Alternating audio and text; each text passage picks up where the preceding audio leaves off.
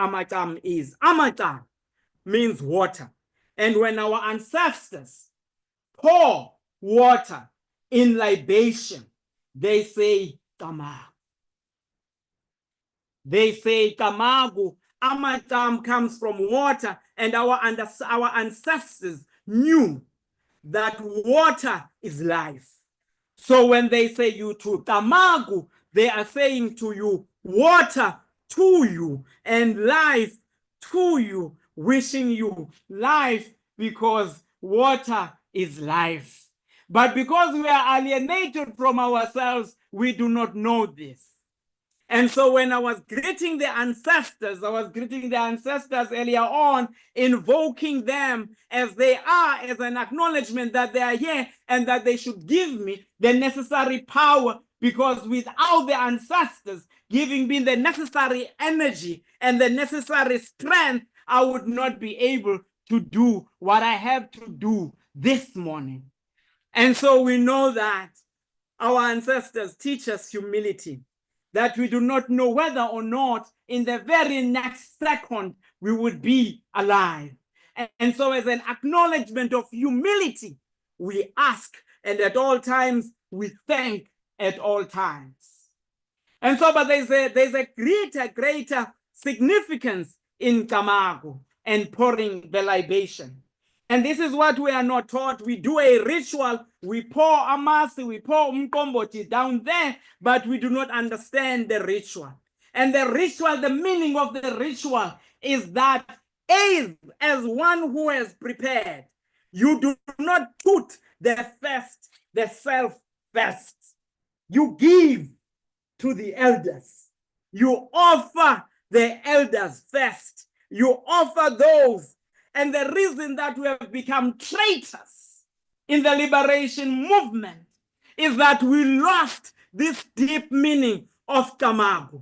Because at all times, our misleaders are always preoccupied with the fancy clothes that they are given by their European masters and the trips that they take to Europe and America. They do not think about the future of the children. They do not think about the old men and women in their midst and the children who are hungry. They don't give a damn about them. They take everything for themselves. But our ancestors had taught us that we first give.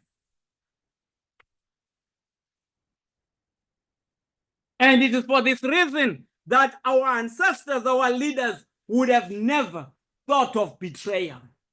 But because we do not have consciousness, we are also do not have conscience. Because there can be no conscience without consciousness. No conscience without consciousness. In the absence of consciousness, there can be no conscience because there are no values that guide us.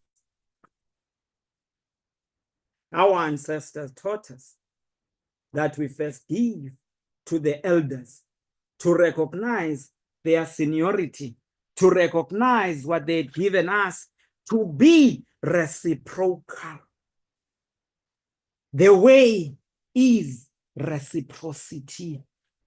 The way is not taking and taking and taking and taking and taking endlessly without giving back. But our traitors do not understand that language. They've been taught by their masters to take and take and take and take all the time without giving back. They are following in the footsteps of their masters, They are walking in the footsteps of those who bewitched them because they are zombies.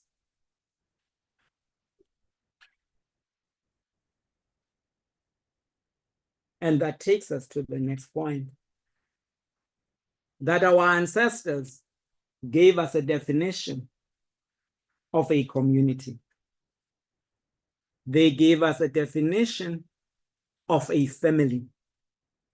Our ancestors did not say to us that a family is the father, and the mother and the son and the daughter, and that it ended there. Our ancestors did not even have in their vocabulary the so-called extended family. Extended to what? Our ancestors told us about a family. And a family in African cultural contexts refers to the ancestors, those who came before us. And it refers to us, those who are living. And it refers to those not yet born, those who are yet to be born. And Ngugi wa Thiong'o, in the philosophical and poetic language, understands this and say the ancestors are the inspiration, because from them we learn the great deeds that are yet to be done, and that we are the perspiration. We have got to work and emulate the ancestors who worked hard so that we may be able to benefit from their sweat. And that we, as we perspire, we are looking forward to the aspiration. It is the inspiration, and it is the perspiration, and it will be the aspiration. And when we have that consciousness, then we shall not dare betray the African people. And we shall never betray the children who are not yet born. We shall never reduce African womanhood to prostitutes as we do. That we shall never look at our daughters, and when our daughters approach us, we're looking at their breasts. When our daughters turn around and walk that way, we are looking at their bums. That we see women as nothing more than sexual objects. That when women come and ask for work, that they must get the jobs that they want through crossing the bed. That they must first spread their legs, and that we penetrate them like animals, that we do without any sensitivity, because we have no sense of the inspiration and the perspiration and the aspiration. We have become zombies, because when these witches came to the African continent, in as much as they despised the African people, they could not resist the African vaginas. They raped African women. They raped them on the African continent. They raped them in America. They raped them because they are rapists. But in their own footsteps, we follow them and claim at the same time that we are liberators and are revolutionaries. My foot.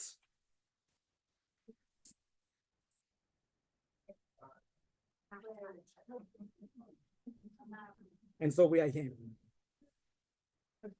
We are here. How did we get to where we are? Forgive me, program director, that I have not yet told you what I'm speaking about. The ancestors. Blame it on the ancestors. Forgive me, Madam VC, that I did not greet and recognize you. We agreed that we're going to keep eye contact, the two of us. And I see that you have been faithful to that. I had to look around, but I can tell you that your eyes are beautiful too. Forgive me, Professor Siete, for not recognizing your presence. But I feel it and I recognize it. My mother, forgive me that I did not greet and acknowledge you, but you know better than I do that I need not express this in words. But you must understand that last night you gave me a warning that threatened the hell out of me.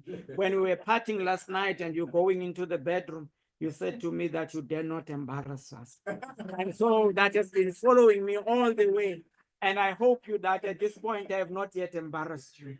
I owe it to you to do the best that I can I may not be able to do the best, but I'll do my best. My Father, forgive me that I have not yet recognized you. But you know that I need not verbalize this. Our hearts are connected at all times. Professor Nomlomo, please forgive me that I have not yet recognized you verbally. I was sitting next to you when I arrived here. I hope that my warmth went into your body as your warmth was supposed to have come my way. The ancestors were supposed to facilitate that, and I hope that they did facilitate it. But how did you get to this point? How did we get here to this point? When Professor Siepe was opening earlier on, he spoke about an African university. And he spoke about education, and he spoke about philosophy. I may not have heard many things that he was saying, but I did pick up the word philosophy. And the word philosophy is very important because philosophy is an exercise of deep thinking to make meaning about life and what is expected of us. And so when our ancestors met in 1972 in Ghana, organized by the Association of African Universities, and wanting to contemplate on what it means to be an African university, they distinguish that there's a difference between a university in Africa and an African university. They said that a university in Africa is a mere geographical location, and that an African university is one that is rooted philosophically and culturally into the African soil. And so having said that, then let me hasten to say that all these things that I've said so far, we need to understand, how did we get to where we are?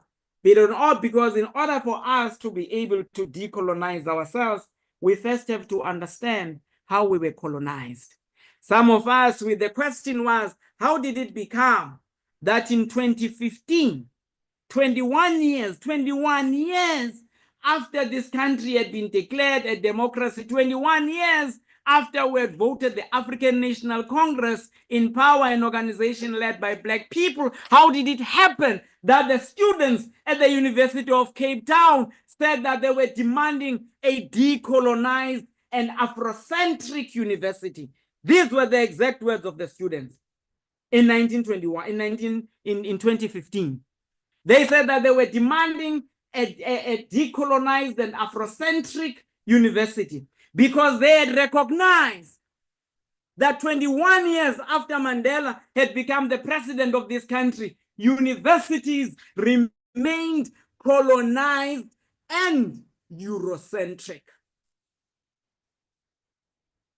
And how was it that at the university, when Malecha Puru Makgoba in 1995 at Wits University had called for the Africanization of higher education, and he was overthrown in that institution that prides itself in being liberal, that prides itself in being in entertaining freedom of speech, those liberals, when Makgoba was refusing to be Europeanized and refusing to be reduced to a zombie and wanted to be known on his own terms, those liberals at Wits University wanted to see his back. 1997, the University of Cape Town, another liberal institution, quickly declared itself a world-class African university. And yet, in 2015, the students at UCT said that this institution is Eurocentric. This institution is colonial. And Max Price, when he writes later last year or 2 years ago, he admits that the students were correct. Max Price was the vice chancellor at the University of Cape Town. How did we get here? How was it possible that we remained where we are? How was it possible that we took one step forward and 2 steps backwards? How was it possible? How was it possible? How did it happen? But we must begin where it began. That is going to make sense to us. Our ancestors, when they were imagining and beginning to make sense of creation, they said to us, they said to one another, beginning in On, in Kemet, and they said that in the beginning, there was a supreme being, and that this supreme being was Ra. But our ancestors said that this supreme being, Ra, is both female and male. That the supreme being is neither female nor male. It sounds like a contradiction, doesn't it? They say that this supreme being, this God, is female and male. This supreme being is neither female nor male. That this supreme being is unknowable. They did not say that this supreme being is unknown. They knew that there must have been a creator. But they said that we must not have the arrogance of deciding that this is the form and the shape of this human being. But they said that if it is true, as they were saying, that the supreme being created males and females in the image of the supreme being, then this supreme being must be having both female and male attributes. This is what they say in Heliopolis. And in Memphis, they said that this supreme being is Ptah. And it is this supreme being that created with the word. And they said that this supreme being said, be, and it was. But this supreme being was both female and male. They were saying in Memphis. And let us go. Then they went to, there was a creator that they said is Naif. They said that this supreme being is the mother of all gods. They said it's a mother. They didn't say it is the, they said it's a mother. Mother, they said. And let us go back to Heliopolis. And I know that the African people are beginning to wonder, where does this one come from? What the hell is he talking about? Because what we know is that there is our Father who art in heaven. And we do not know of a mother who art in heaven. We know that there is a Father who art in heaven. Hallowed be thy name, thy kingdom come, and thy will be done on earth as it is done in heaven. And in the words of St. Paul, he tells us that up there is the Father God. And next to him is Jesus Christ, his Son. And below that, it is a man. And below that, it is a woman. I never said this. It is St. Paul who says this. It has messed me up. Someone, because I need to go back to these notes. It says that this man, St. Paul then says to us that women must submit to their husbands. St. Paul. And that their husbands must love their wives. submit, obey, like a child that you are. And the man is going to love you like the adult that he is. And if we are mistaken, St. Paul reminds us that women were created for men. And it categorically says, not vice versa. And it reminds us that when the witches and the wizards arrived here, they said to us that the African people are the child race and that they are the adult race. Where they came from, and my witness in this regard is Aristotle in his book, The Politics. I have to say this, Professor Sante, because all along I'm just going to begin to not to sound like an intellectual because I have not quoted Aristotle. So before I lose my credibility, let me quote Aristotle, the Greek philosopher. And Aristotle tells us that in Greece, women, children, and slaves were not citizens.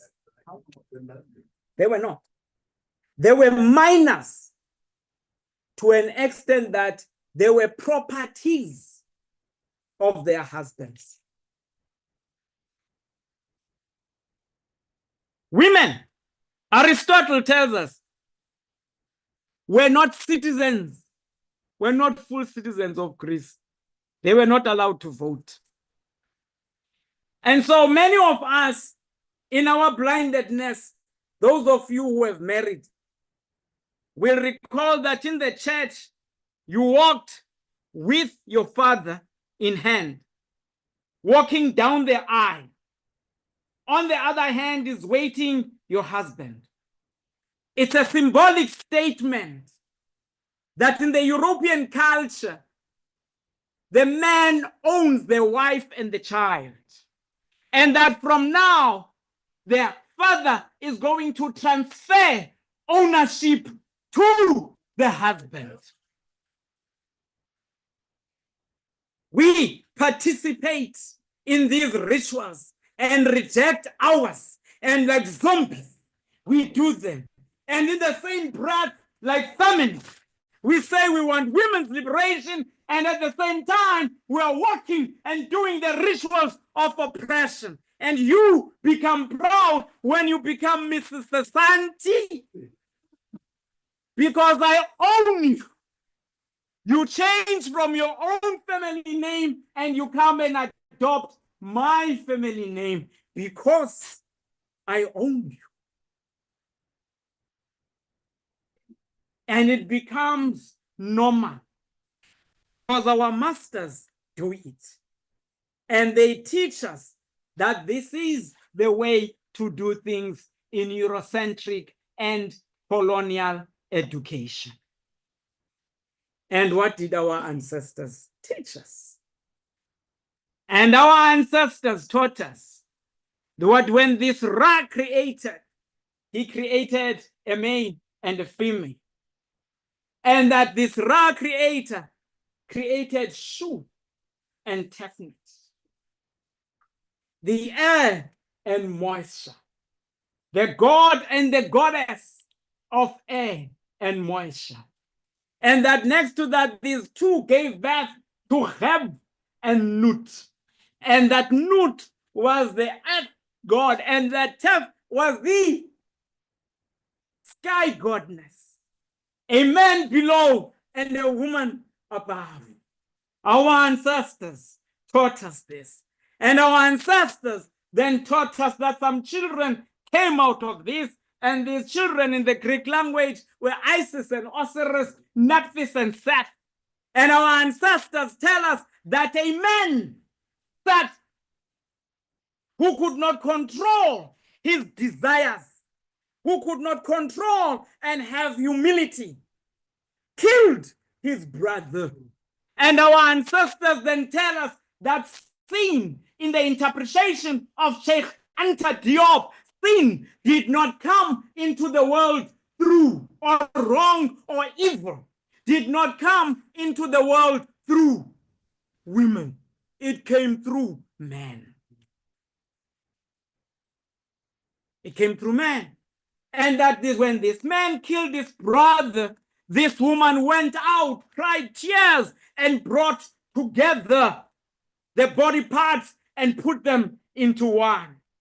And that symbolic statement tells us, the Ohafia tell us, that a man's penis, look at a man when he throws urine. Urine goes in all directions. A penis scatters. A penis, it does that. Even when a man ejaculates, the ejaculation goes in all directions. And our ancestors taught that a woman's womb gathers. And they learned this from our ancestors in Kemet, that it was this woman who brought together the members of a dismembered man.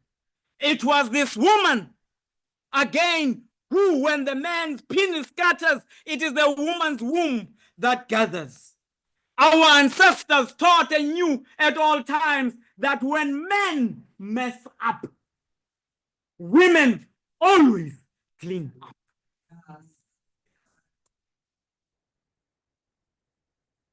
And it is for this reason that our ancestors understand that women are leaders.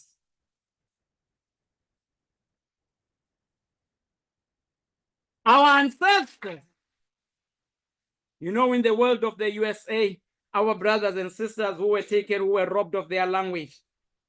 But there's a beautiful way in which they say this. They say that you are your mama's baby. And you are your papa's maybe. It is. It is a fact of life. It is for this reason that men are aggressive. It is for this reason that they are violent, because they have no sense of security. They are insecure. They do not know whether or not these very children that are calling them fathers are their children. It is for that reason. It is for that reason.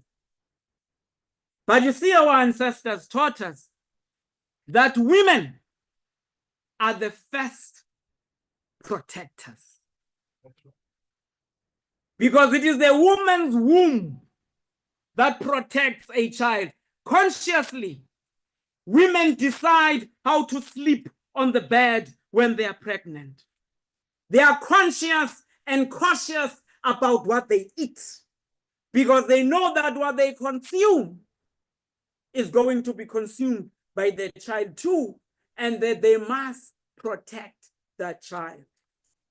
Therefore, it is women who are the first protectors, and they are the first providers, because it is in their wombs that we are fed, and they are the ones who are the first teachers. And program director, I hope you're beginning to see the context of teaching and learning that our ancestors taught us. Men claim, and they tell us that they donated the seed. And they use this word carefully. They use the metaphor of the seed. You see, because there's an assumption that the soil is a mere factory, and that the most important thing is the seed. But failing to recognize that this very seed comes from the soil initially, before it is then reburied and replanted, that the source is the soil. But then they assume, these men, that they put in the seed in this passive woman's womb, because of course, most of the times they don't even care whether a woman feels or not. They just penetrate with their penises and then ejaculate, and the next thing they lie on their sides on their beds. It's over. It's a fact. But our ancestors taught us what we are supposed to be seeing in terms of science, that all children are connected to their mothers through the umbilical cord. No man has that connection with a child. If a woman, when she gives birth, the child is covered in blood, and that this child in this child's veins was run, it is the woman's blood, nothing else. And our ancestors in Kemet taught us what is supposed to be obvious to all of us, that the first home of all human beings is the womb. The first home of all human beings is the womb. And it is for this reason that our ancestors referred to the earth as Mother Earth, because from our mothers we come, and to our mothers we will return ultimately.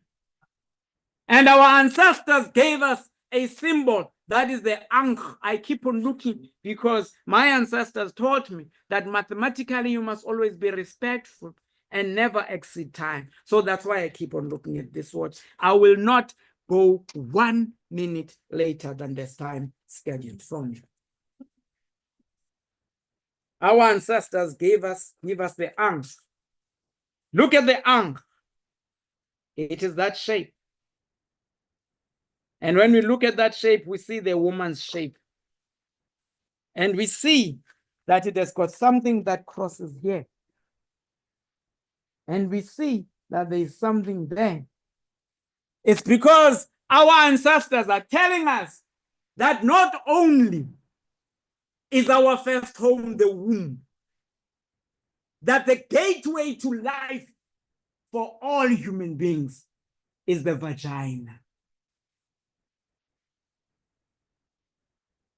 That the vagina is something that must always be honored, and that the vagina is something that is sacred. And it is for this reason, when African people were still African people, they taught their sons and daughters ukusoma. Ukusoma. Because our ancestors understood that when you're about 13 or 14, you begin to have some sexual feelings. And so they taught that a woman must be fondled, because you see, with women don't need penetration. They can enjoy sex even by closing their eyes and imagining things, and they reach climax. But men must do the physical part. They must masturbate. They have to. They cannot just close their eyes and imagine. It's a fact of life. They can't. They have to physically. And so that's why they cannot control themselves and they rape. When their penises are erect, they cannot think through their minds. They think through their penises. They rape not only their wives, they rape their daughters as well.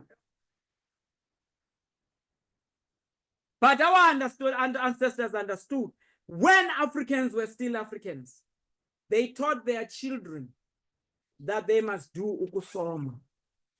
They rub their penises against the thighs of a woman so that they can reach their ejaculation, and thereafter they shall be satisfied, but they must never penetrate, because it is a sacred space that can only open its doors when the time is right. And when these Europeans came, they said that we were sexually immoral to do that. And guess what? Before we knew, there were pregnancies all over the place. When our ancestors were able, through that sexual education, to prevent that. It's teaching and learning program director, and it's Afrocentric education. rooted in the history and the philosophy of the African people. Nyaus, ithi ngibuze. Ngicela ubuze into apha kuwe. Now listen, I'm going to ask the VC. I want to have a conversation in your presence. Madam VC, in English, we know that a vagina is a vagina. That's English. What do we call it in isiXhosa?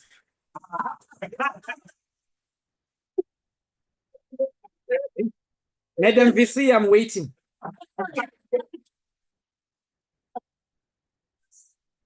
Madam VC, please. Iteke tufitwani, Madam.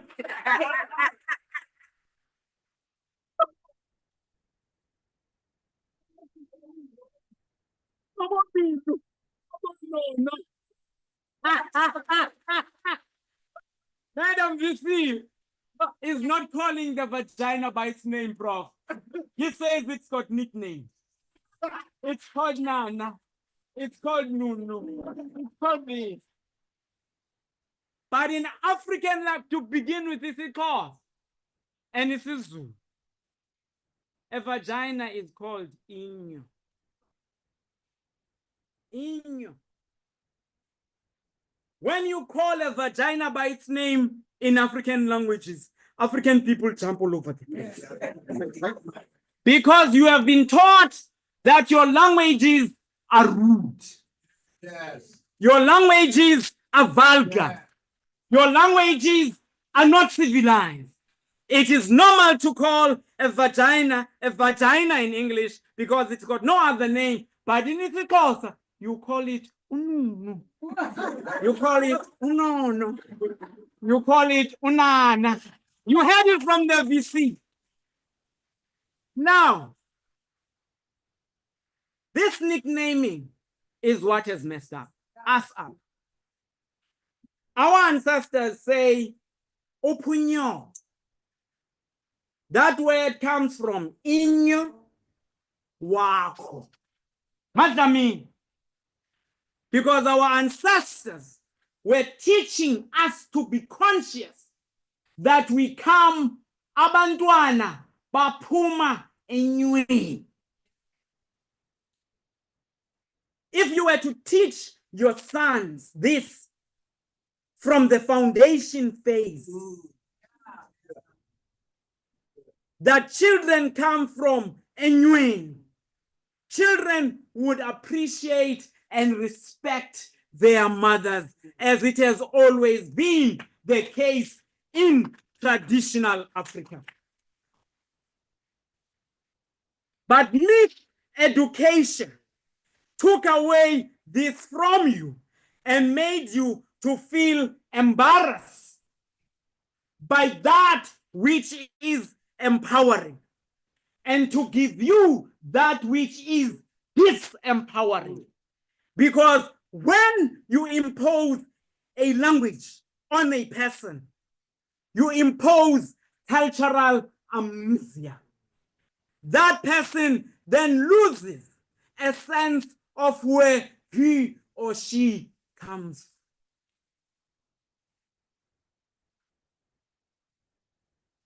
And you begin to misdevelop on the basis that you are not. And so we have to reclaim this education if we are to get it right. And if we are to get it right, we've got to understand that the truth of the matter was that the education of the African people began at home. And that the African people taught their children at their infancy that every child is a brother and a sister to another from infancy. And that every child is a keeper of his brother and his and her sister. And that when they were taken to initiation school, it was higher education. And that it was there that young men were taught respect, and they were taught humility, and they were taught to respect their mothers, especially their mothers. Because the womb, without this, nothing matters. And it takes us then to those who are the host of this meeting, of this conference today, to how we want to understand the context of technology and digitalization.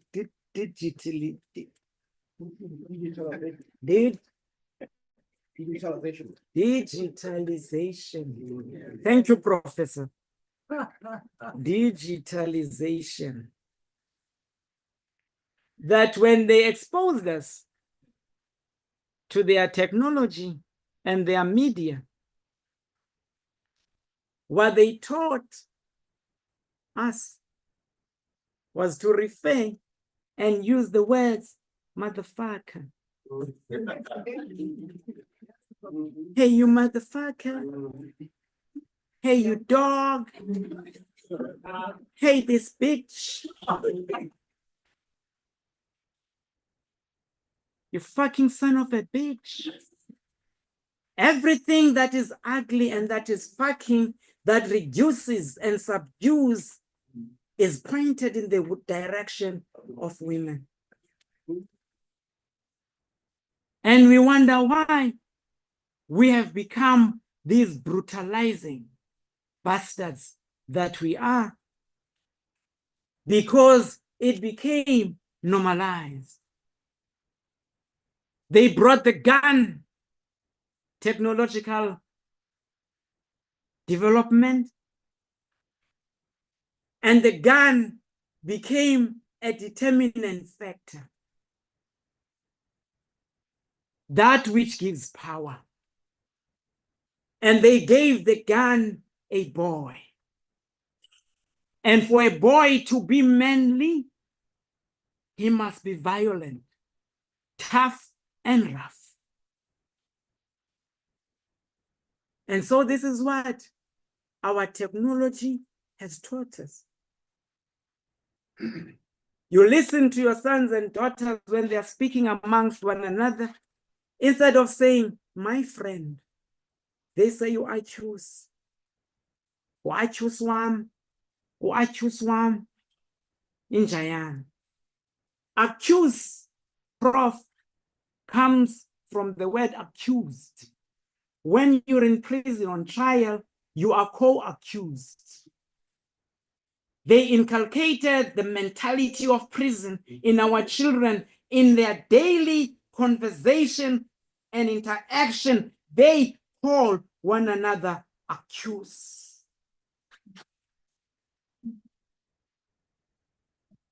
And it becomes normalized, and prison culture then is introduced to us.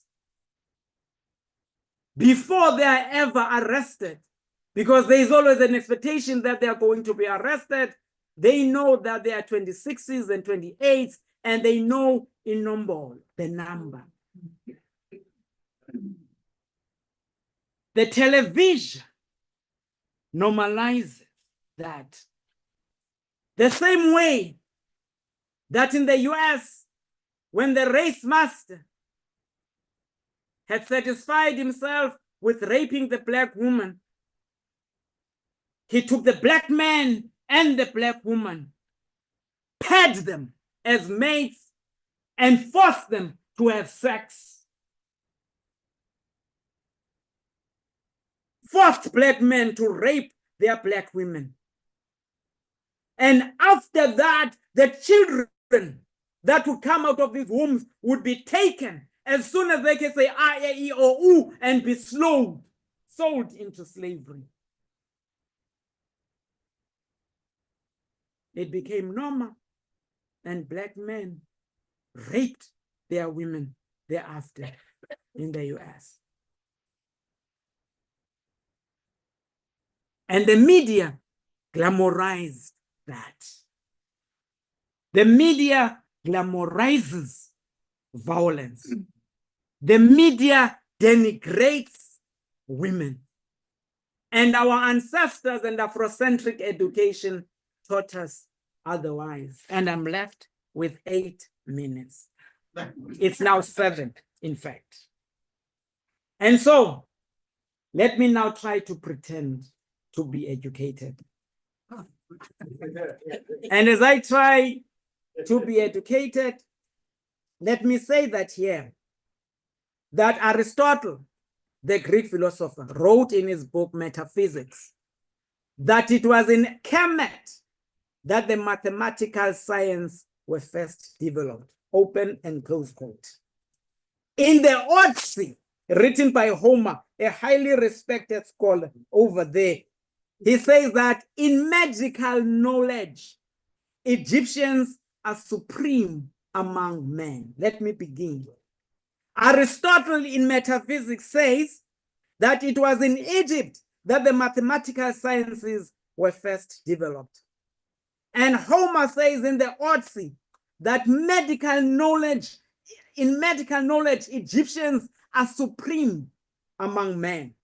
The same observation is made by Isocrates, not Socrates, Isocrates, who notes that the ancient Egyptian priests enjoyed conducive conditions, discovered drugs such as nature, that they are harmless as daily food, yet in their effects are so beneficial that all men agree that the Egyptians are the healthiest and most long life amongst men. Homer, Aristotle, and Plato says in the Laws, this book, the Laws, he says in the Laws that the gentlemen of Greece are yet to be able to do mathematics in the manner that children in Egypt are doing mathematics. If you don't believe me, go and get Plato in the Laws. He says this. And it is for this reason that Plutarch tells us, Plutarch, the historian, he says, oh, and he names them by name, the philosophers of Greece went to Egypt. And here you teach, where are the political science lecturers here? You teach your children that it was Plato who first spoke about the philosopher king. Lies, lies, lies, lies, lies. It's lies. It was Mercare in the Philosophy of America. When Plato came to Kemet, he found that no king could become a king without being just subjected to Ma'at, the philosophy of Kemet. And so therefore, for a king to become a king, that king had to be philosophical. And Plato learned this in Egypt, amongst black people, in Africa. And you come around and teach your children in political science that no. Bertrand Russell, who's a blue liar, Bertrand Russell, saying that mathematics began in Greece. No. We taught them about God when they did not know God. We taught them mathematics when they knew nothing about mathematics. We taught them about science when they knew nothing about science. We did. And Kemet was an international center. Africa was an international center of learning. It is a fact. Herodotus says as such in his book, The Histories. And so allow me to conclude by quoting this beautiful young man, Frantz Fanon. And I'm sitting down in 3 minutes. I win. Believe me, I win.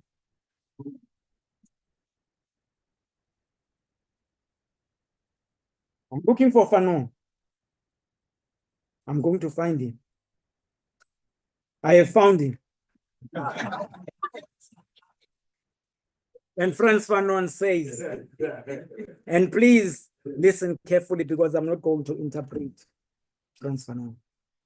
Africa, that is to say, Africans, must understand that there is no greatness in procrastination, and that there is never any dishonor in saying what one is and what one wants. And that in reality, the cleverness of the colonized, in the last analysis, only be his courage, the lucid consciousness of the objectives and of his alliances, the tenacity that brings to his liberation.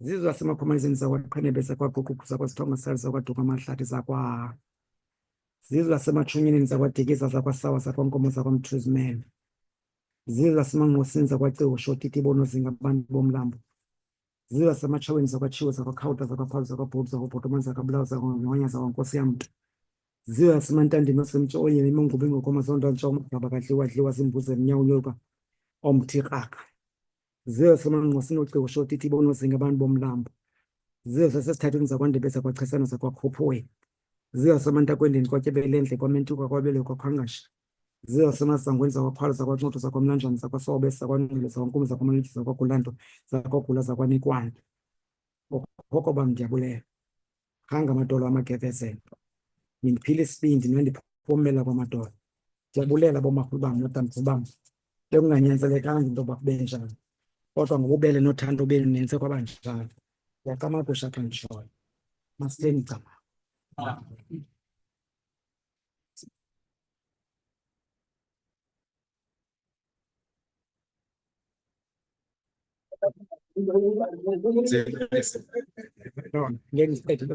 Okay. I'm done, program time. They lie when they say Africans do not know time. Well, Prof, can just deal with me for 1 second. As the program director, I'm not going to pollute anything with a summary or saying anything. I'm not going to allow any questions. I think what we need is a few seconds to absorb, to think, and to really understand. And we need some time. Prof, thank you.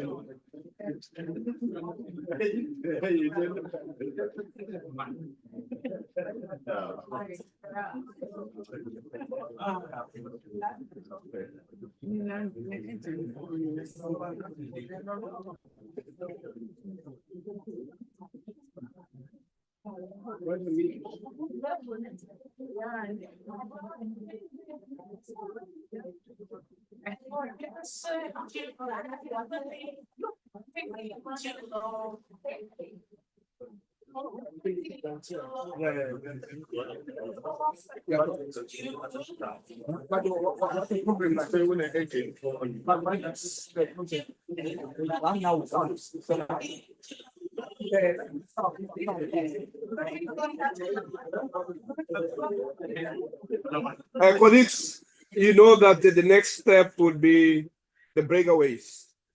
And I think those who have been here before yesterday, they know the drill. And as the program director had indicated that they were going to allow these ideas to percolate and also to engage them within ourselves and in the groups. And I also want to recognize Professor Mokgobe Ramose, who is going to also disturb us this evening with this presentation. And I want to urge you to make sure that you are in attendance.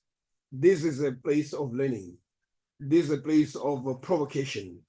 And I'm sure by the time we end this, you have been sufficiently provoked. Thank you,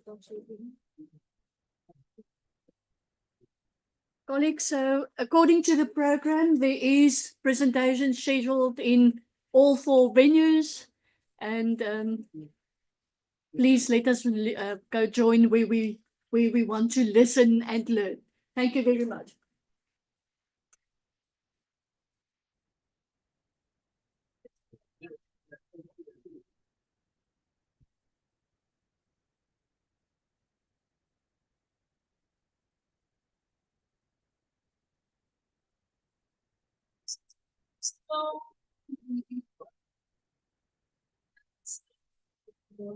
Colleagues, all presentations should be emailed to Wakeni A. If you are presenting, you can email your presentation to Wakeni A. All venues, if you are presenting, you can just email.